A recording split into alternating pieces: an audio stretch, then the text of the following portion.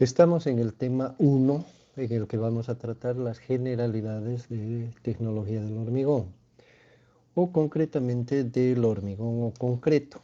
Ambas palabras son sinónimos y se usan para referirse al material de construcción tan conocido y difundido en el mundo para construir estructuras de todo tipo. Como bien sabemos, en todo nuestro alrededor prácticamente tenemos estructuras de todo tipo. El medio ambiente natural ha sido completamente transformado en las ciudades. Tenemos las calles, las aceras, los edificios, las carreteras, los puentes, los viaductos, los túneles, en fin, todo tipo de estructuras en las que se usa básicamente el hormigón.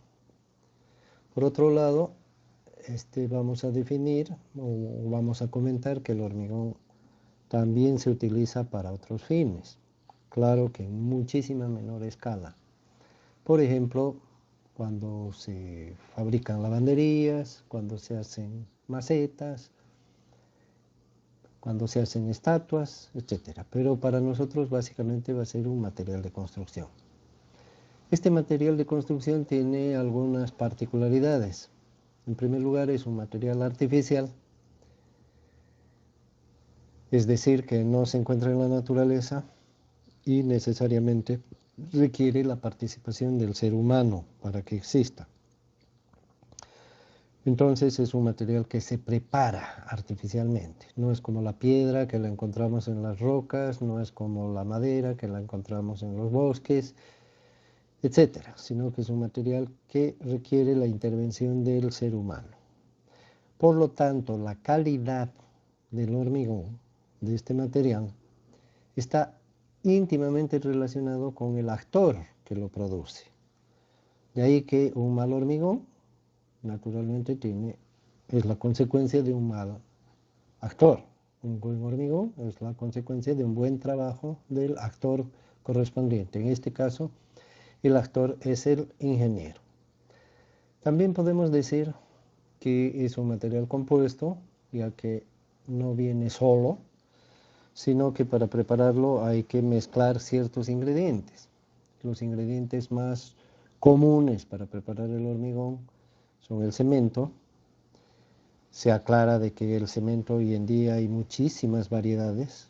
Es más, yo creo que nadie sabe cuántas hay, porque cada país, cada fábrica produce sus propias ofertas, pero en general vamos a decir que el cemento común o básico o normal es el cemento Portland.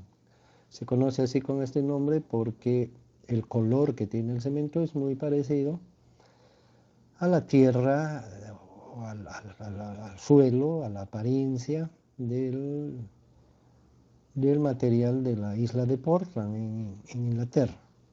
Por eso recibe este nombre. Entonces, el cemento Portland va a ser aquel cemento que no tiene ninguna otra particularidad que no sea la inicial o básica de los cementos. Luego tenemos el agua, que como bien sabemos está distribuida en todo el planeta. Es básicamente agua dulce, no agua salada. Y para no entrar en mucho detalle, se dice que el agua potable, que es buena para que beban los seres vivos, tanto el hombre como animales, como los animales, es también adecuado para su uso en el hormigón. Luego tenemos los agregados o áridos, conocidos también como áridos. Y estos materiales, como ustedes saben, hay diversas fuentes, pero en los agregados provenientes de fuentes de piedra, o sea, de la roca, son los que vamos a considerar nosotros como agregados normales o comunes.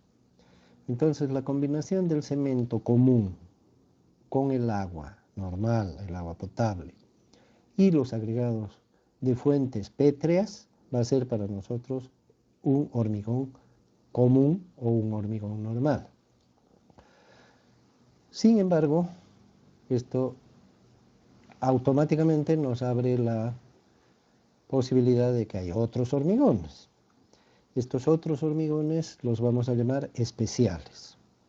Y van a ser especiales por dos razones, o hasta tres. Una razón porque cualquiera de sus ingredientes, puede ser uno, dos o los tres ingredientes, no son o no corresponden a los que hemos descrito como normales. Vale decir, por ejemplo, un cemento especial que tenga alguna característica diferente. Lo mismo con el agua, que contenga alguna sustancia o tenga alguna peculiaridad que la saca de la definición que hemos dado. Y finalmente los agregados que no sean de piedra, pueden ser de metal, pueden ser de poliestireno, pueden ser de arcilla, pueden ser de vidrio, en fin, el ser humano puede experimentar cualquier tipo de materiales para usarlos como agregados. De hecho, hay muchísimas experiencias y obviamente los comentarios sobre sus resultados. Entonces, a cualquier hormigón que se prepare con ingredientes que no son los normales, sea uno o más, lo vamos a llamar hormigón especial. También en el caso de que un hormigón normal o un hormigón especial se le añada algún otro ingrediente, por ejemplo cal o yeso o arcilla o algún otro material, entonces también sale ya de la definición de hormigón normal que hemos hecho. Finalmente, debemos mencionar el hecho de que hay una serie de sustancias que se adicionan al hormigón, ya sea normal o ya sea especial, y que se conocen con el nombre genérico de aditivos. Por lo general son sustancias químicas que tienen algún efecto especial, obviamente, en el hormigón y que ya sea incrementan algunas de sus propiedades o ya sea la reducen o la controlan. A toda esta serie de productos le vamos a llamar aditivos y obviamente un hormigón común que tenga aditivos se convierte en un caso especial, al igual que un hormigón especial que tenga aditivos, bueno, habrá doble razón para que se lo considere un hormigón no común. Por otro lado, otra característica típica del hormigón es que, a diferencia de otros materiales que son estables en sus características, como el ladrillo, la madera, el acero, etc., el hormigón tiene diferentes características físicas o en su apariencia y en su consistencia a través del tiempo. Entonces vamos a distinguir las etapas o periodos en los que van ocurriendo los cambios. En la primera etapa, es decir, cuando el hormigón se lo prepara inicialmente, cuando generalmente se utiliza, como ustedes saben, una mezcladora. Entonces, cuando se prepara el hormigón en una mezcladora y se supone que el hormigón ya está listo como tal, entonces se lo extrae de la mezcladora y a ese momento le vamos a llamar el tiempo cero. En ese momento el hormigón tiene un estado que se lo conoce como estado fresco. Es como cuando una fruta recién se la saca, bueno, decimos que está fresca.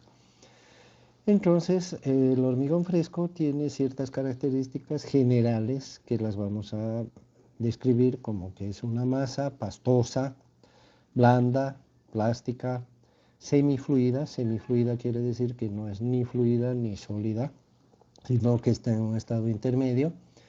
Y estas cualidades de blandura, entre comillas, hace que el hormigón tenga un uso muy difundido en todo el planeta y que es probablemente una de sus principales cualidades, que es un material que se lo puede moldear. O sea, gracias a que no es rígido, se puede acomodar a la forma que le quisiéramos dar, ya sea usando un molde o ya sea con las manos o mecánicamente. Es un material que se puede moldear. Entonces, esta es una gran cualidad porque gracias a ella podemos modelar zapatas, vigas, losas, edificios, podemos modelar puentes, túneles, etc. Esta es la principal cualidad del estado fresco que tiene el hormigón inicialmente. Sin embargo, debemos comentar de que estas características que hemos descrito en general como plasticidad o semifluidez o blandura, si es que vale el término, etcétera, son temporales. Vale decir que el hormigón, a medida que va pasando el tiempo, una vez que sale de la mezcladora, va perdiendo estas cualidades y va aumentando su viscosidad. Es decir, por el contrario, va perdiendo sus cualidades de moldeo. Y a medida que pasa el tiempo, el hormigón se va haciendo cada vez más parecido a lo que conocemos como un sólido. Entonces, el periodo del estado fresco es limitado, no es permanente, y además es cambiante, porque cada vez va perdiendo más estas características que hemos descrito. Si la principal utilidad de estas características o la principal ventaja es el moldeo y las va perdiendo con el tiempo, entonces esto yo creo que nos sugiere de que el moldeo tiene que hacerse cuanto antes, lo más antes posible. ¿Para qué? Para aprovechar mejor estas cualidades que tiene el estado fresco. En la práctica es muy relativo esto de decir lo más pronto posible. Algunos pueden hacer que lo más pronto posible sea inmediatamente después de sacarlo de la mezcladora. Otros pueden argumentar que en una hora todavía el hormigón está adecuado, y otros pueden decir en 2 horas, según su conveniencia y las circunstancias. Entonces, para ello, la mayoría de las normas establecen un tiempo límite, que es de 30 minutos. En 30 minutos se tienen que terminar todas las actividades del moldeo, que incluyen, bueno, el sacar el hormigón de la mezcladora, llevarlo hasta el lugar donde está el molde, introducirlo en el molde, hacer que el hormigón ocupe absolutamente todo el volumen del molde, de manera que sea lo más denso posible o alcance su densidad normal, porque el hormigón no puede ser compactado, es decir, su volumen no puede ser reducido, sino que lo que se busca es que el volumen sea absolutamente ocupado por el material. Y luego terminar el moldeo, ¿verdad? Terminar el moldeo de modo que la forma que hemos previsto que tenga, la tenga completa y satisfactoriamente. A esto le llamamos moldeo, a esta serie de actividades que se realizan para lograr el objetivo de darle la forma deseada. Entonces, todas estas actividades deben realizarse según las especificaciones dentro de los 30 minutos medidos a partir de la extracción del hormigón de la mezcladora. Obviamente esta limitación provoca algunas dificultades en ciertos casos en que puede ser bastante difícil cumplir con este tiempo. Lo que hace que en muy raros casos algunas especificaciones amplían un poco este periodo por algunos minutos, tampoco por mucho, pero esto está reducido a circunstancias especiales que el ingeniero deberá saber reconocer y aplicar en su caso. Nosotros en general vamos a aceptar que son los 30 minutos para la mayoría de los trabajos, lo cual nos obligará entonces a tener un hormigón con las características apropiadas para cada caso, de modo que en los 30 minutos no tengamos ningún impedimento para lograr los resultados deseados. A este periodo de moldeo se le suele llamar etapa de moldeo. Una vez que el hormigón está moldeado, se lo deja en su sitio, en reposo, de modo que el proceso de cambios físicos que van ocurriendo, que es la pérdida de esta plasticidad y otras características que hemos mencionado, vayan ocurriendo de manera natural. A este periodo le podemos llamar periodo de transición o de reposo, que es mientras el hormigón va cambiando físicamente, y hay un momento en que la apariencia del concreto, del material, ya no tiene nada que ver con la definición que hemos hecho del estado fresco. Es decir, ya no es plástico, ya no es blando, ya no es pastoso, ya no es moldeable en absoluto. No es que es un poco moldeable, como podría ser después de los 30 minutos, sino que es nada moldeable. Entonces, en este punto asumimos que el hormigón se ha endurecido, es decir, ha pasado de este estado fresco que hemos llamado a un estado endurecido. El estado endurecido entonces nos describe de manera muy diferente al hormigón, puesto que nos dice que es un material rígido, un material sólido, ¿Qué quiere decir sólido? Quiere decir que tiene una forma definida, ya no es una masa amorfa, que tiene unas dimensiones fijas, que tiene un cierto grado de resistencia, ya no se lo puede doblar, ya no se lo puede romper, ya no se lo puede deformar fácilmente, sino que el material presenta un cierto grado de oposición, y a eso lo calificamos como un estado sólido. Por lo tanto, el cambio ha sido totalmente drástico, como se podrá ver. Tenemos algunas imágenes ahí que nos muestran el hormigón sólido, pero todos conocemos el hormigón sólido. Y bueno, esta es la segunda gran utilidad del hormigón, porque al ser un material sólido y al ser un material rígido, y tener cierto grado de resistencia, es utilizable para todos los fines que ya hemos mencionado. Es apropiado comentar de que esta resistencia inicial, le vamos a llamar resistencia inicial a la que tiene el hormigón o adquiere en el momento en que deja de ser fresco, que es un punto en el factor tiempo, a partir de ese momento el hormigón sigue cambiando físicamente, es decir, que va aumentando gradualmente su resistencia. Esto significa que a mayor tiempo, mayor resistencia del material, mayor solidez, mayor rigidez, mayor capacidad para soportar esfuerzos y para soportar otros factores que de algún modo podrían afectarle. Este aumento de resistencia es gradual, pero curiosamente se va reduciendo a medida que elegimos medirlo. Mientras más tarde lo medimos, más chicos son los incrementos. Es decir, que es un aumento progresivo, pero que va disminuyendo en su magnitud. Si le llamamos delta T a un periodo de tiempo determinado, en cualquier momento del endurecimiento, del estado endurecido, elegimos un periodo delta T y al mismo tiempo elegimos el incremento de resistencia que ha tenido el hormigón, podremos comprobar que si repetimos la operación y elegimos un delta T, pero un tiempo más adelante, podremos ver que el incremento de la resistencia ha sido menor. Si seguimos haciendo esta operación, veremos que el incremento de la resistencia, que podemos llamarle delta R, va disminuyendo cada vez más, es decir, que tiende a cero.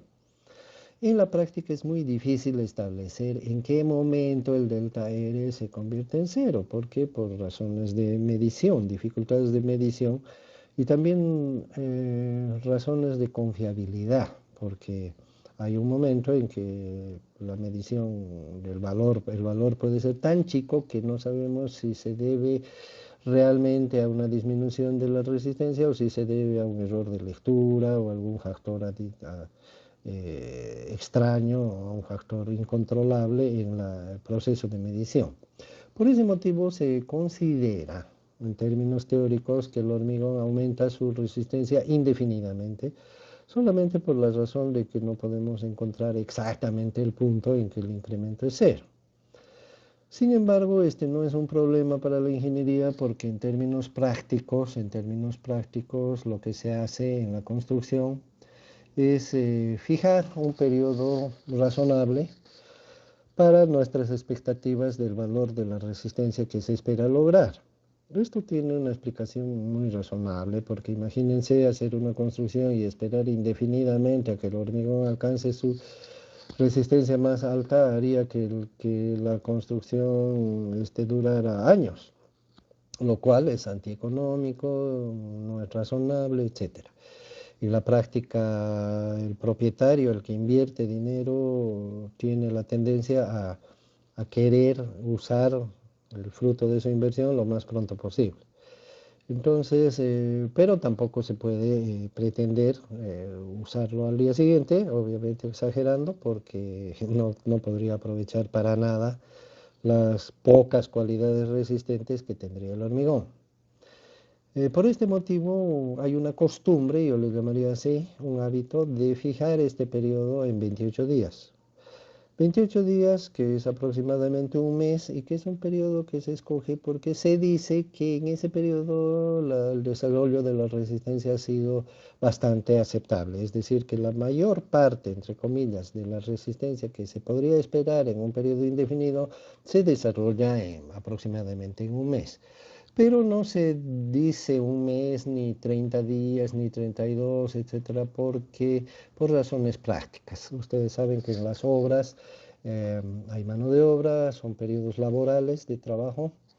Entonces en algún momento se decidió que sea 28 días porque es un periodo de 4 semanas. La semana laborable tiene 7 días, por lo tanto, si un hormigón se lo preparó en un día lunes, entonces el control de la resistencia a los 28 días también será un lunes, lo cual favorece el hecho de que no se tenga que ir en domingo, sábado, etcétera. Es una razón práctica más que todo.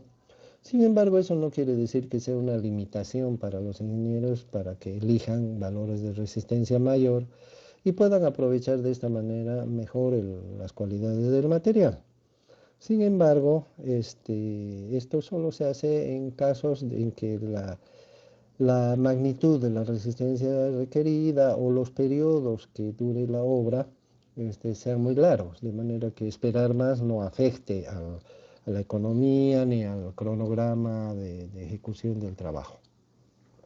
Cuando la resistencia ha llegado a su valor deseado, significa que el hormigón está preparado o está apto para cumplir con las funciones para las que se la ha diseñado. Por ejemplo, un puente, entonces se puede abrir al servicio, se puede permitir que entre los vehículos, cualquier vehículo o cualquiera de los que se ha tomado en cuenta en el diseño para que el hormigón resista las cargas y pueda cumplir su función. Entonces, en ese momento se inicia lo que se conoce como etapa de servicio. Vale decir que el hormigón entra a prestar el servicio para el cual se lo ha construido. La etapa de servicio, a su vez, si es que hemos dicho que la resistencia tiene un aumento indefinido, podríamos decir que la etapa de servicio también debería durar un periodo indefinido, un tiempo indefinido. Sin embargo, en la práctica, como bien sabemos, hay mantenimientos, reparaciones que se tienen que hacer como en cualquier otro bien, y algunas veces estas no son las apropiadas, de manera que la estructura se va deteriorando y probablemente llegue un momento en que no por debilidad del material, sino por malas condiciones de otros factores, se decide eliminar la obra o suplantarla con otra. También hay razones económicas para esto, cuando se decide, por ejemplo, demoler un edificio y en su lugar construir otro, etcétera. Estos factores de durabilidad del hormigón, en cuanto a otras razones que no son precisamente la propiedad del material o las propiedades del material, son diversas y se le llama nivel de servicio a la capacidad que tiene una estructura de seguir funcionando como se espera. Si hay alguna razón, por ejemplo, una carretera que ha sido sobrepasada en el tráfico, etcétera, se puede decidir construir otra sin que necesariamente se tenga que anular el servicio de la primera, etcétera. Todas estas condiciones definen entonces la duración de la etapa de servicio en la práctica. Teóricamente podríamos considerar que la etapa de servicio, si es que los diseños y todas las consideraciones han sido hechas adecuadamente, podría ser indefinido. Con esto damos término entonces a la descripción del tema número 1.